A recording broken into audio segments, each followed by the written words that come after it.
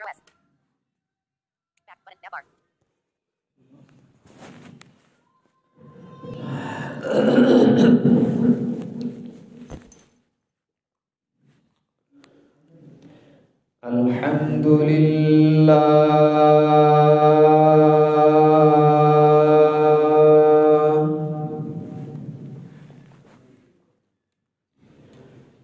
الحمد لله نحمده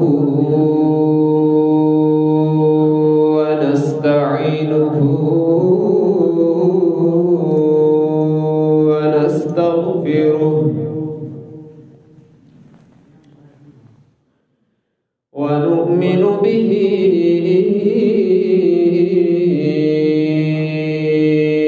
ونتوكل عليه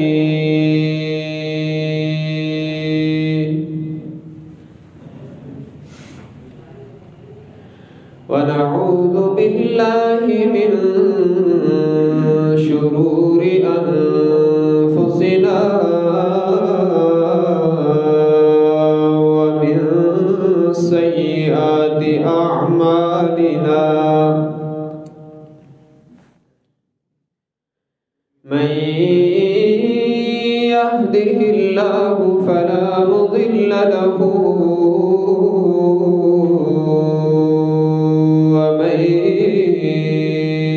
يضلله فلا هادي له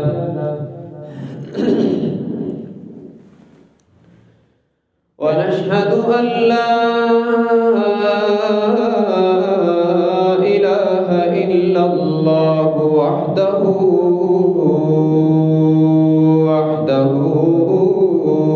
لا شريك له ونشهد أن سيدنا وسندنا وشفيعنا وقاعدنا الأعظم وهادينا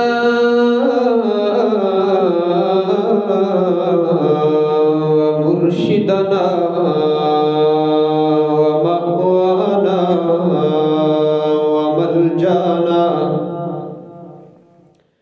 ومولانا محمدا عبده ورسوله أرسله بالحق بشيرا ونذيرا وداعيا إلى الله بإذنه وسراجا منيرا وصلى الله تعالى عليه وعلى آله وأصحابه وبارك وسلم تسليما كثيرا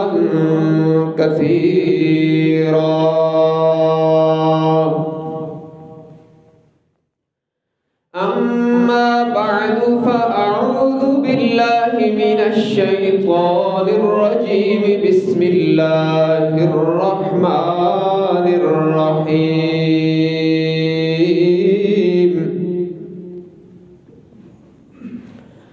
لقد نصركم الله في مواطن كثيرة ويوم حنين إذ أعجبتكم كثرتكم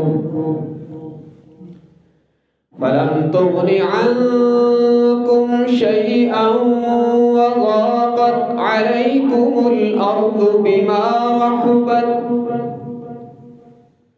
ثم وليتم مدبرين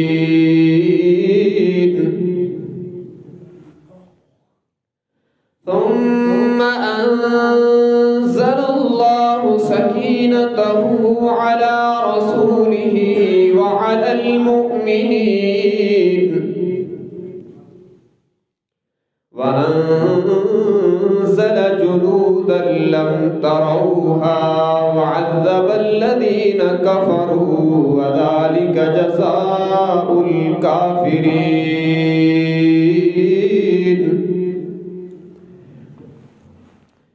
وقال الله تبارك وتعالى في كلام المقدس على مقام آخر: وإذا غشيهم موج كالظلل دعوا الله مخلصين له الدين فلما نجاهم إلى البر فإذا هم مقتصدون وما يجحد بآياتنا إلا كل ختار كفور. وقال النبي صلى الله تبارك وتعالى عليه وسلم: أول من يدعى إلى الجنة يوم القيامة الذين يحمدون الله في السراء والضراء، أو كما قال النبي صلى الله تبارك وتعالى عليه وسلم: صدق الله وصدق رسوله النبي الأمي الهاشمي الأمين الكريم، ونحن على ذلك لمن الشاهدين والشاكرين والحمد لله رب العالمين. إن الله وملائكته يصلون على النبي يا أيها الذين آمنوا صلوا عليه وسلموا تسليما. اللهم صل على محمد وعلى آل محمد كما صليت على إبراهيم وعلى آل إبراهيم إنك حميد مجيد. اللهم بارك على محمد وعلى آل محمد كما باركت على إبراهيم وعلى آل إبراهيم إنك حميد مجيد.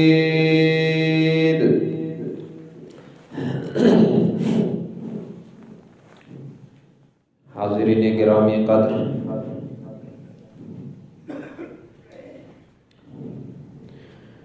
حضور اکرم صلی اللہ علیہ وآلہ وسلم کا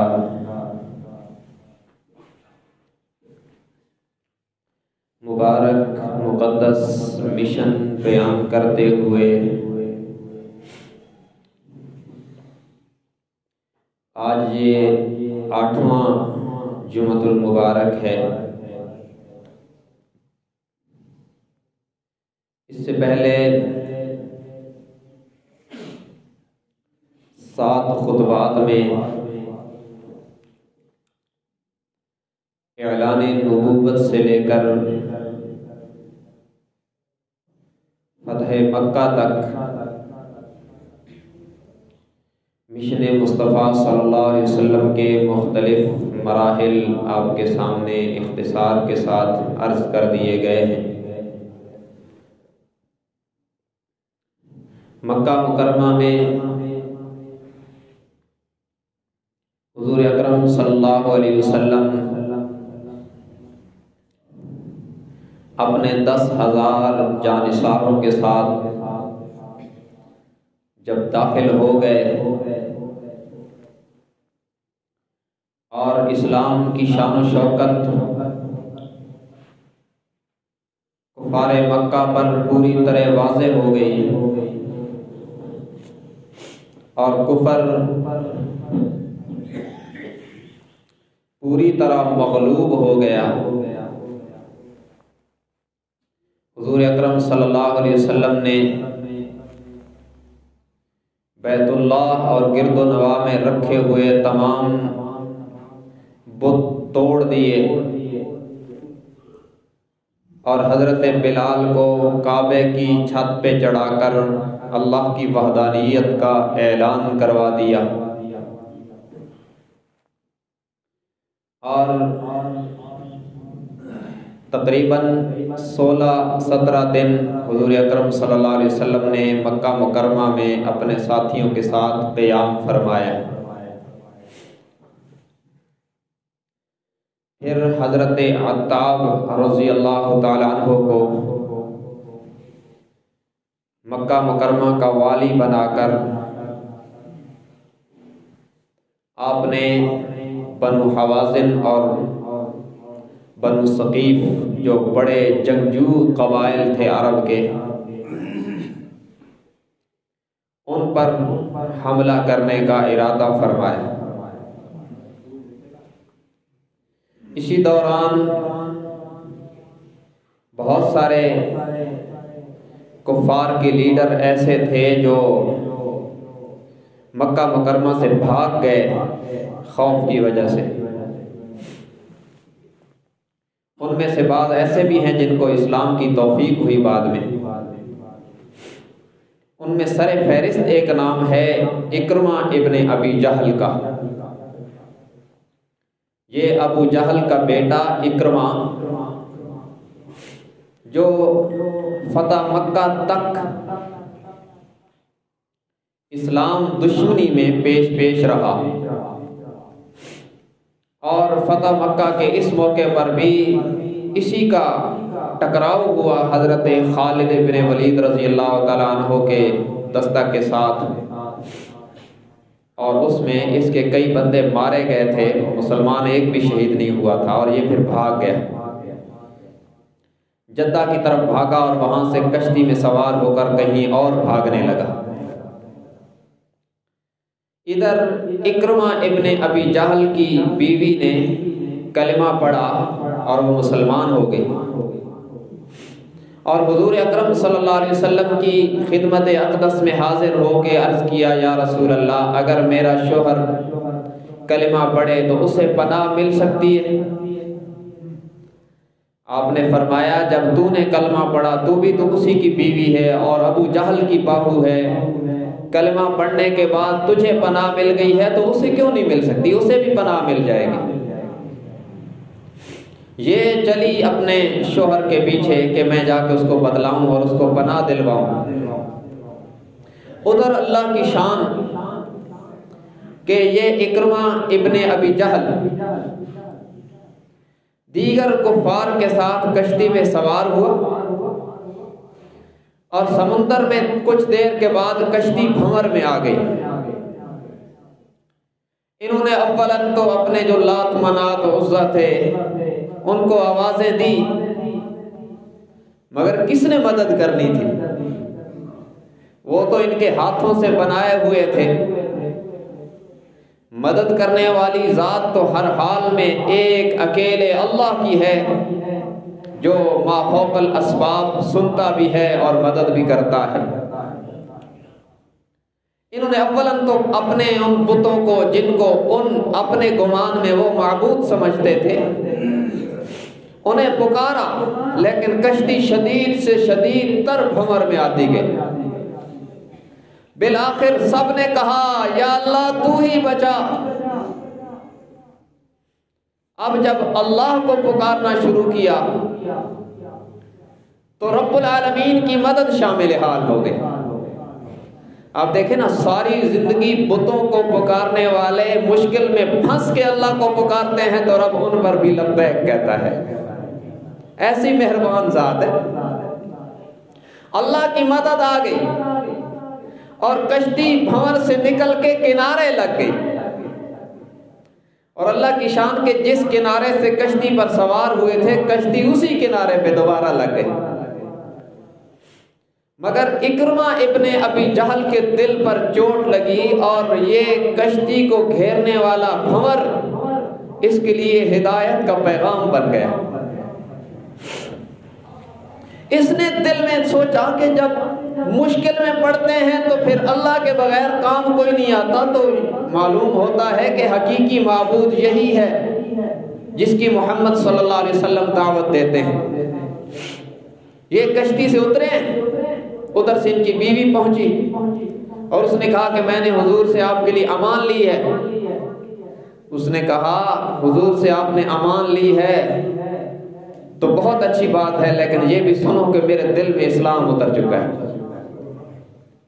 یہ حضور کی خدمت میں آئے اور کلمہ پڑھ کے مسلمان ہوئے اور شرف صحابیت والے پا گئے. اب رضی اللہ تعالی عنہ قابل احترام ہیں اور بعد میں ان کی بڑی خدمات ہیں.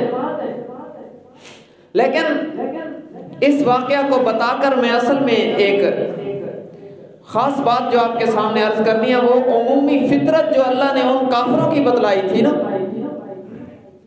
آج بدقسمتی کی وجہ سے ہم بھی بعض دفعہ اس کا مظاہرہ کر دیتے ہیں. رب العالمین نے کفار کی فطرت بتلائی. اذا ركبوا في الفلك دعوا الله مخلصين له الدين، اور کہیں فرمایا وَإِذَا غَشِيَهُمْ مَوْجٌ كَالظُّلَلِ دَعَوُا اللَّهَ مُخْلِصِينَ لَهُ الدِّينَ. فرمایا سمندروں میں جب ان کی کشتیاں بھنور میں آ جاتی ہیں، جب ان کی کشتیوں کو سمندر کی موجیں گھیر لیتی ہیں، پھر خالصتاً اللہ کو پکارتے ہیں کہ یا اللہ تو ہی بچا، تیرے بغیر بچانے والا کوئی نہیں. فَلَمَّا نَجَّاهُمْ إِلَى الْبَرِّ إِذَا هُمْ يُشْرِكُونَ. فرمایا جب انہیں اللہ نجات دے دیتا ہے اور جب خشکی میں آ جاتے ہیں تو پھر شرک کرنے لگتے ہیں، کہتے ہیں ہمارا پیر بڑا باکمال ہے، دیکھو نہ بچایا کہ نہیں. ہمارا بھی کسی درجے میں یہ حال ہے کہ بسا اوقات ہمیں سخت تکلیف ہو گئی، ہم نے اللہ سے مدد مانگی، ساتھ دوائی بھی لی. ظاہر ہے کہ علاج کروانا سنت ہے، لیکن یقین تو اللہ پر ہونا چاہیے کہ شافی اللہ ہے. اللہ سے مدد مانگی، یا اللہ شفا تیرے پاس، تو ہی شفا دے. اور جب شفا ہو جاتی ہے پھر یقین اللہ سے ہٹ جاتا ہے، پھر کہتے ہیں ڈاکٹر بڑا قابل تھا. بھائی ڈاکٹر کی قابلیت بھی اسے اللہ کی عطا ہے، لیکن پھر بھی تو یوں کہو ہم نے سنت زندہ کرنے کے لیے علاج تو کروایا، لیکن اللہ نے کرم فرمایا کہ شفا یاب کر دیا. تو یہ روش جو ہے نا، یہ اصل میں کفار کی تھی. ہمارے اکابر نے کہا کہ جب تمہیں تکلیف آئے تو تم اپنے دل کو دیکھو کہ اس وقت میرا یقین کہاں جاتا ہے، میرے دل کی نظر کہاں جاتی ہے. جہاں دل کی نظر جاتی ہے سمجھو کہ یقین کی تاریں وہیں اٹکی ہوئی ہیں. اگر پریشانی آئے، مشکل آئے، بیماری آئے اور بندے کے دل میں خیال آئے کہ ہم دوائی لیں گے اس لیے کہ یہ سنت ہے لیکن شفا اللہ دے گا، تو پھر تو یقین ٹھیک ہے. اور اگر اس کا یقین ہی یہی ہو جائے کہ پیناڈال کھائے بغیر تو سر کا درد ٹھیک ہونا ممکن ہی نہیں، تو یہ خطرناک ہے. اللہ دکھاتا بھی ہے بسا اوقات بندے کا یقین صحیح جگہ رکھنے کے لیے کہ ایک بار بیماری ہوئی، ایک ٹیبلٹ کھائی ٹھیک ہو گئی، دوسری بار وہی بیماری ہوئی اور وہی ٹیبلٹ کھائی نہیں ہوئی۔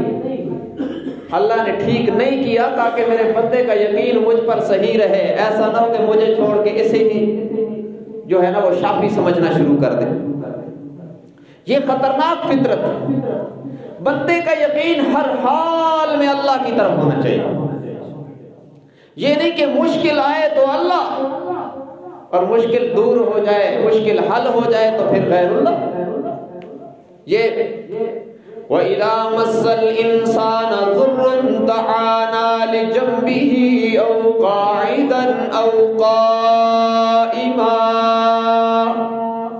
فَلَمَّا كَشَفْنَا عَنْهُ ضُرَّهُ مَرَّ كَأَن لَّمْ يَدْعُنَا إِلَى ضُرٍّ مَّسَّهُ كَذَلِكَ زُيِّنَ لِلْمُسْرِفِينَ مَا كَانُوا يَعْمَلُونَ۔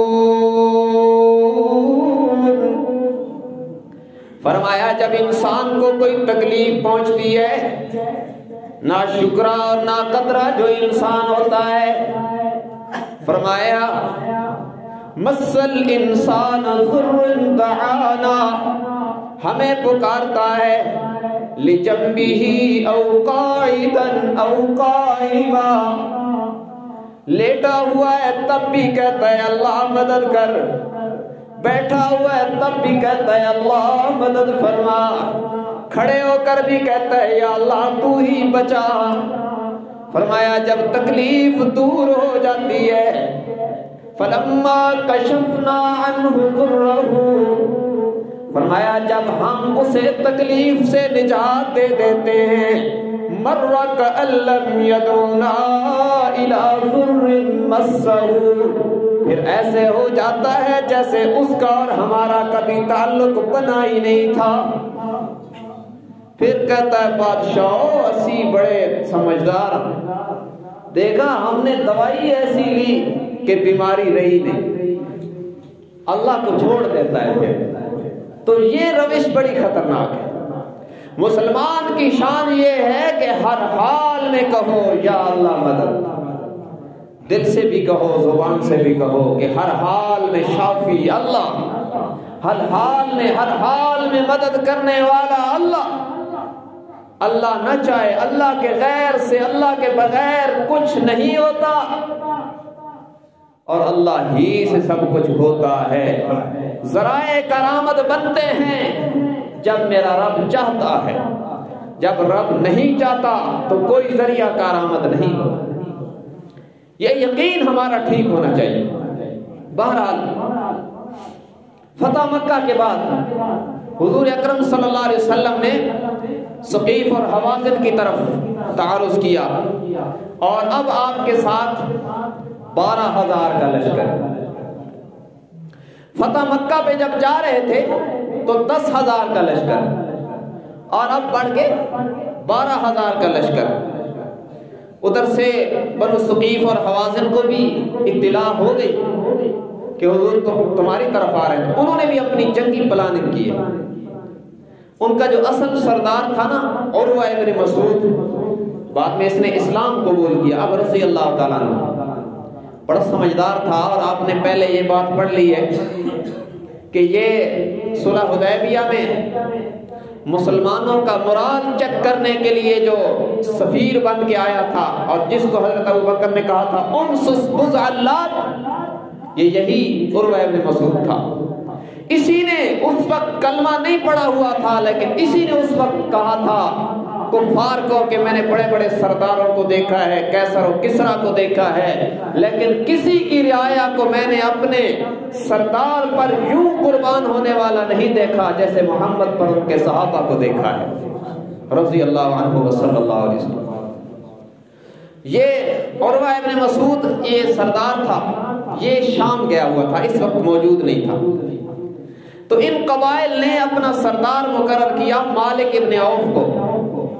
یہ 24 سال کا نوجوان تھا اور بڑا دلیر آدمی تھا، بعد میں اس کو شرف صحابیت ملا ہے، اب رضی اللہ عنہ اس کو سردار مقرر کیا، اور یہ پلاننگ ہوئی کہ ہم اپنے علاقے میں بیٹھ کر جنگ نہیں لڑیں گے، بلکہ کسی اور جگہ پر جا کر مضبوط پناہگاہ میں جا کر جنگ لڑیں گے۔ تو یہ وہاں سے چلے، مرد، عورتیں، بچے، بوڑھے، اونٹ، بکریاں، سب کچھ لے کے، تاکہ لشکر بہت بڑا دکھائی دے۔ ان کا 20,000 کا لشکر تھا اور دیکھنے میں ایسے لگتا تھا جیسے 80,000 کا لشکر۔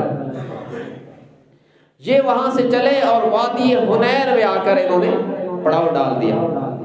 اس کے چاروں طرف پہاڑ ہیں، جنگی طور پر بڑی مضبوط پوزیشن لی انہوں نے کہ جب حضور آئیں گے تو ظاہر ہے پہاڑیوں کے اوپر چڑھ کے حملہ کریں گے، پہاڑی کے اوپر چڑھیں گے تو ہم تیروں کی بوچھاڑ کر دیں گے۔ ادھر حضور علیہ السلام مکہ مکرمہ سے چلے اور آپ کو بھی پتہ چل گیا کہ انہوں نے حنین میں آ کے پناہ لے لی۔ آپ صلی اللہ علیہ وسلم بھی حنین کے پاس جا کے آپ نے لشکر روکا۔ اب بعض صحابہ کرام کے دلوں میں انسانی اور بشری تقاضے کے مطابق ایک خیال آیا۔ دیکھیں نا، انسان ہے نا، انسان کی ایک فطرت بھی ہے۔ انہیں یہ خیال آیا کہ ہم 10,000 تھے اور ہمارے مقابلے میں مکہ کے قریش اتنا بڑا مضبوط قبیلہ نہیں ٹھہر سکا، تو اب تو ہم 12,000 ہیں، تو ایسی کی تیسی ثقیف اور حوازن کی یہ کیسے ہمارے سامنے ٹھہر سکتے ہیں؟ یہ خیال تبھی تقاضوں کے مطابق، بشری تقاضوں کے مطابق صحابہ کے ذہن میں آیا، لیکن اللہ کو پسند نہیں آیا، رب العالمین کو پسند نہیں آیا کہ تم یہ سوچو کہ ہماری کثرت انہیں مغلوب کر دے گی یا ہمارے زیادہ ہونے کی وجہ سے مکہ فتح ہو گیا۔ نہیں، تمہاری کثرت سے نہیں، ہماری مدد سے۔ اللہ کو یہ بات پسند نہیں آئی کہ یہ کہ ہم تو اب 12,000 ہیں، تو اب ان کی کیا مجال ہے۔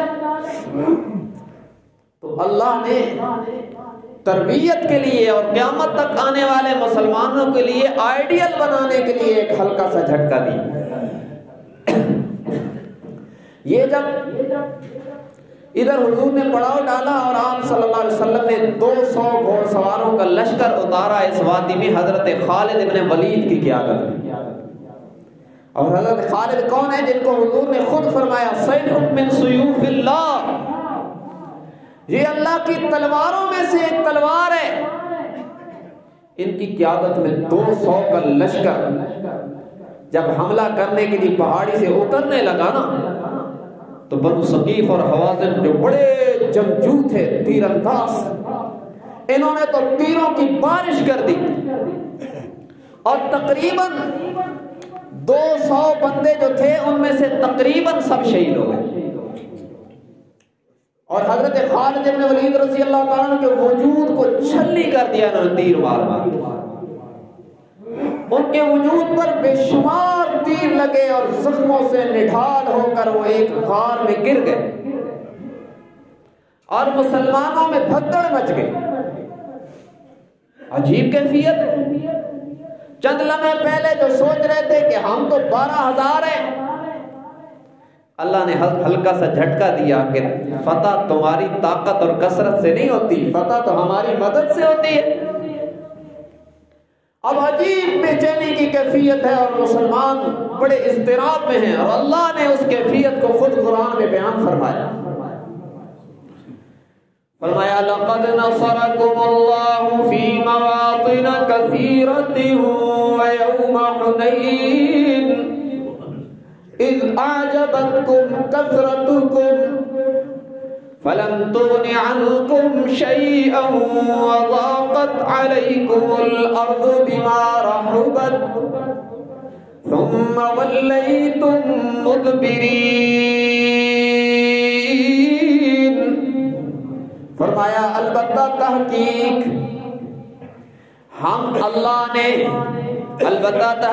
اللہ نے کئی مواقع پر تمہاری مدد کی ہے، میرے پیغمبر اور میرے پیغمبر کے صحابہ، اللہ نے کئی مواقع پر تمہاری مدد فرمائی۔ اور حنین والے دن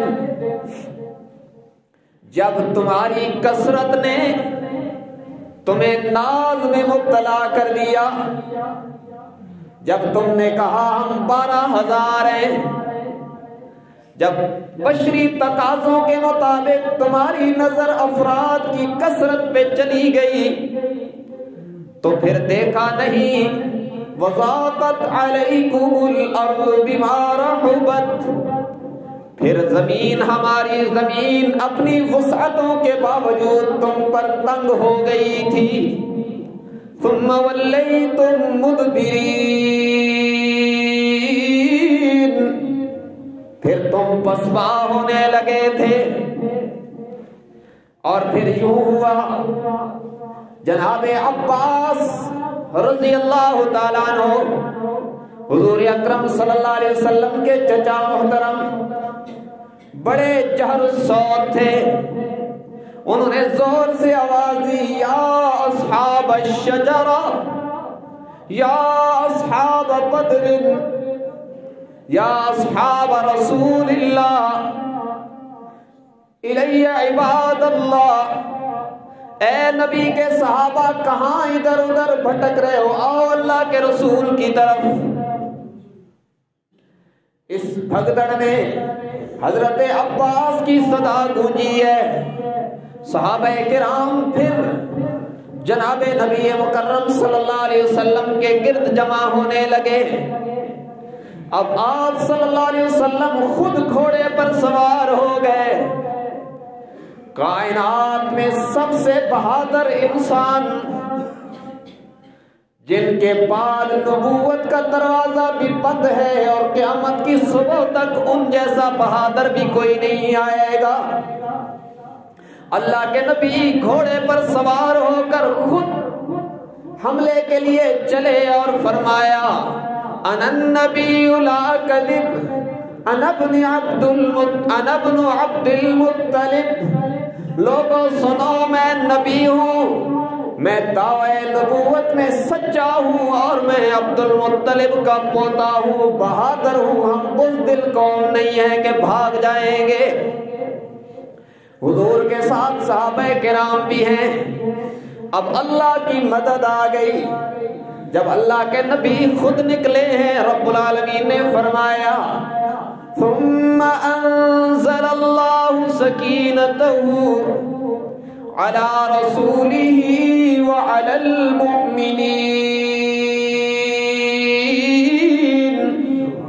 جب صحابہ کرام کو بھی مسئلہ سمجھ آ گیا کہ بات ہماری کثرت سے نہیں بنے گی، اللہ کی مدد سے بنے گی، جب صحابہ کرام کے دلوں سے بھی وہ بات نکل گئی اور اللہ کے نبی خود قیادت کرنے کے لیے کھڑے ہو گئے، تو رب العالمین نے ان کی غلطی سے جو ارادے کی حد تک تھی اس سے درگزر فرما کر اپنی مدد اتار دی۔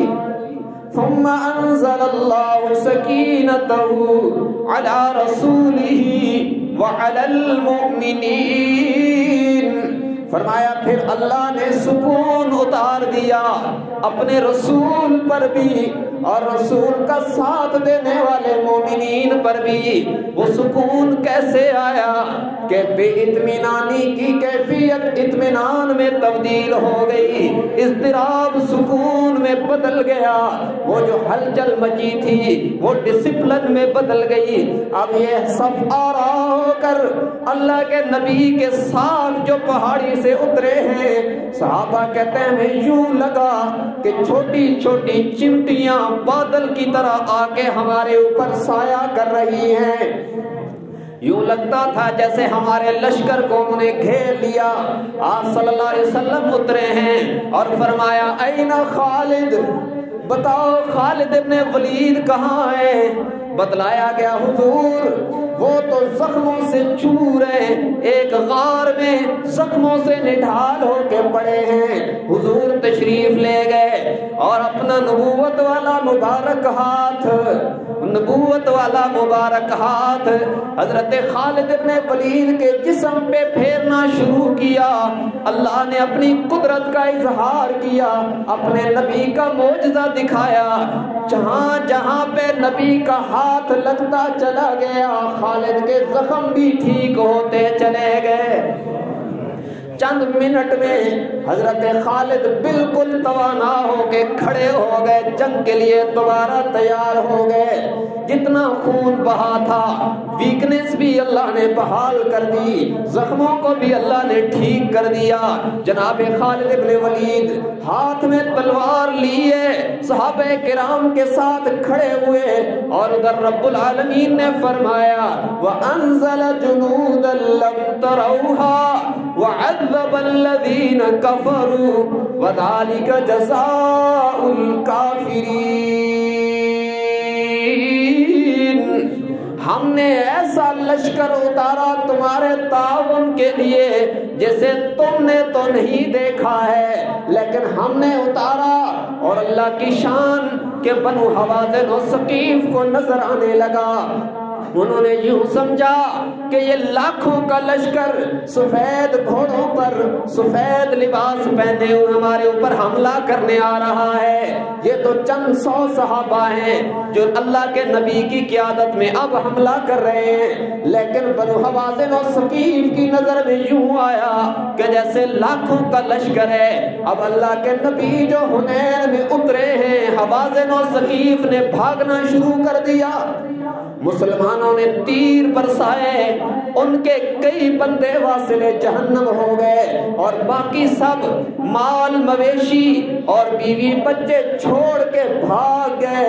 رب العالمین نے فرمایا وَعَذَّبَ الَّذِينَ كَفَرُوا وَذَلِكَ جَزَاءُ الْكَافِرِينَ۔ ہم نے تمہیں راحت عطا فرمائی اور کافروں کو عذاب میں مبتلا کر دیا، یہ ہمارے فضل سے ہوا، تمہاری کثرت سے نہیں ہوا ہے۔ فتح ہو گئی حنین کا مارکا، ادھر سے بھاگ گئے سارے کافر۔ اللہ کی شان ہے، جب انہیں خیال تھا کہ ہم زیادہ ہیں تو 200 بندے تقریباً ایک حملے میں شہید، اور جب اللہ کے نبی نکلے اور ان کی دل کی تاریں بھی اللہ سے جڑی تو لمحوں میں اللہ نے میدان کا نقشہ بدل دیا، اور یہ بھاگ گئے اور جا کر طائف میں قلعہ بند ہو گیا، اور جتنا مال مویشی تھا، ہزاروں اونٹ، ہزاروں بکریاں اور 3000 عورتیں بچے بھی چھوڑ گئے۔ حضور اکرم صلی اللہ علیہ وسلم نے ان تمام چیزوں کو اپنے قبضے میں لیا، اور طائف میں جا کر ان پر حملہ کیا، لیکن وہ قلعوں میں بند ہو گئے، باہر نکل کے نہیں لڑتے تھے۔ الغرض حضور اکرم صلی اللہ علیہ وسلم نے اپنا لشکر وہاں سے پیچھے ہٹا لیا کہ اب یہ قلعوں میں بند ہیں، لڑتے تو ہیں نہیں باہر نکل کے۔ حضور صلی اللہ علیہ وسلم یہاں جعرانہ پہ تشریف لائے، اور ادھر آپ نے 10 دن قیام فرمایا، اس لیے کہ شاید یہ آ جائے مذاکرات کے لیے اور ان کا مال مویشی عورتیں سب واپس کر دیا جائے۔ نبی کی رحمت دیکھیں نا کہ جنگجو ہیں، سامنے جنگ کر رہے ہیں، بھاگ کے انہیں شکست ہو گئی، لیکن پھر بھی ان کا احساس ہے کہ شاید آ جائیں معذرت کرنے کے لیے۔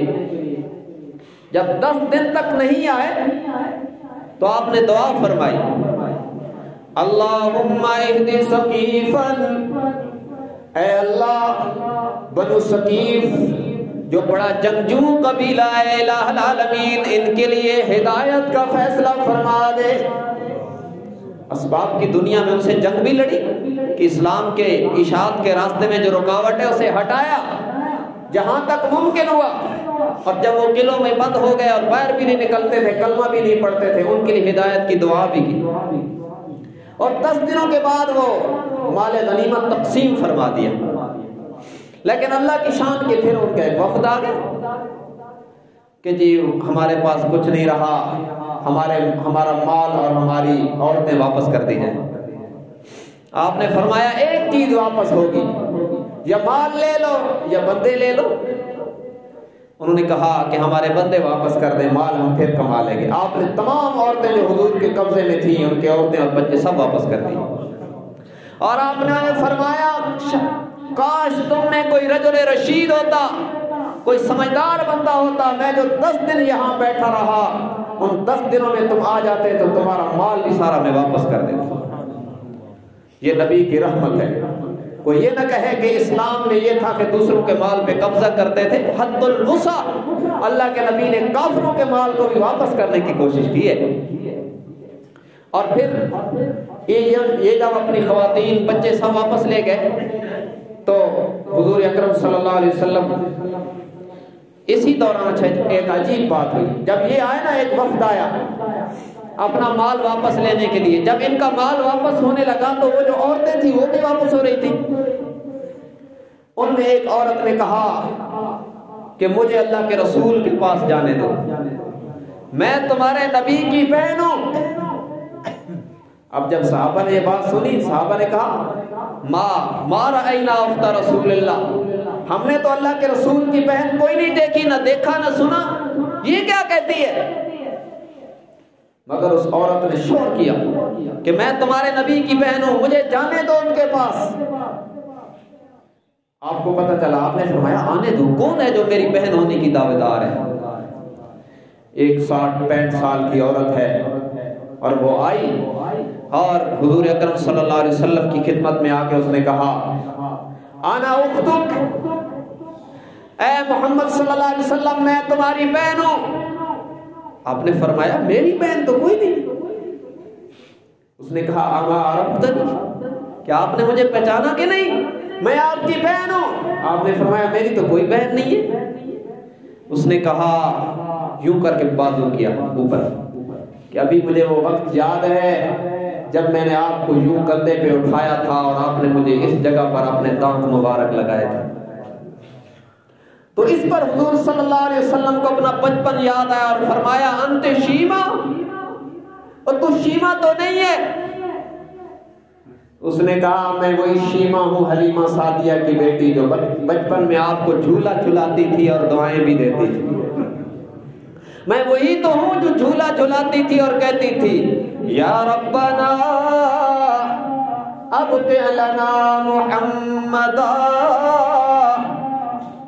یہ حضرت حلیمہ سعدیہ کی بیٹی، حضور کی رضائی بہن، دودھ شریک بہن، بچپن میں حضور کا جھولا بھی جھلاتی ہے اور دعا بھی کرتی ہے، اللہ ہمارے بھائی محمد صلی اللہ علیہ وسلم کو ہمارے لیے تا دیر باقی رکھنا، یا ربنا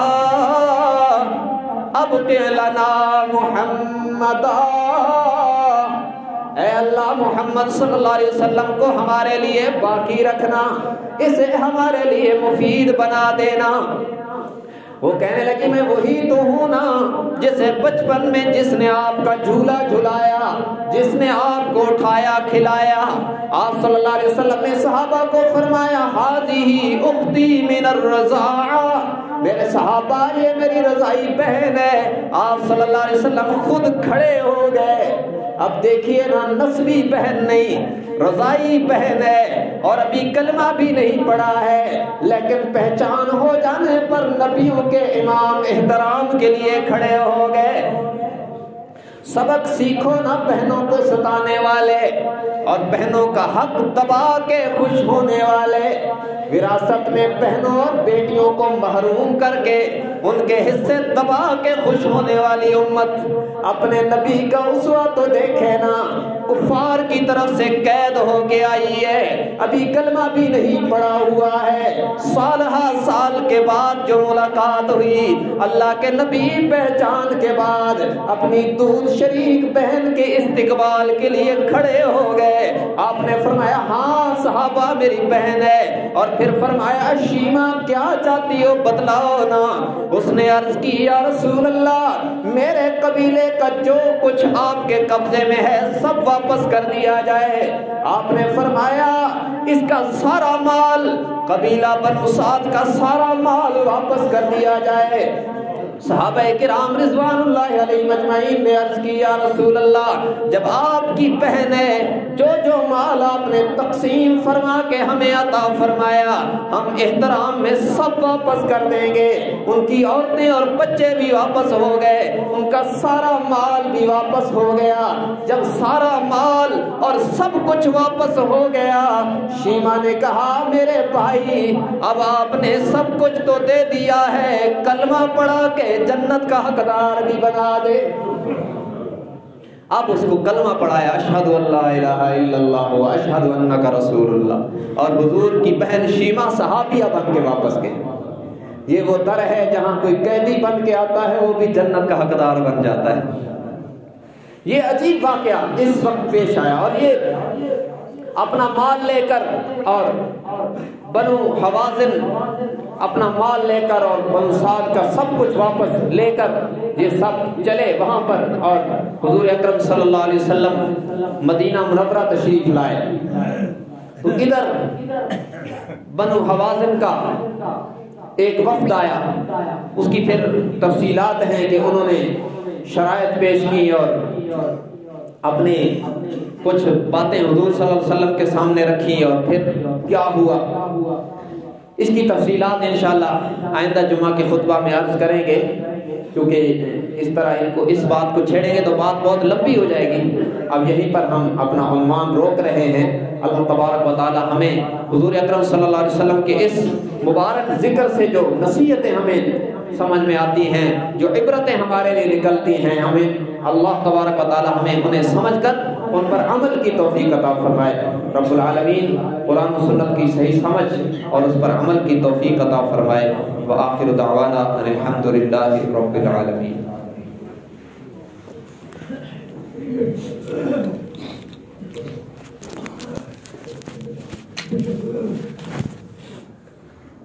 Yes, yes, yes.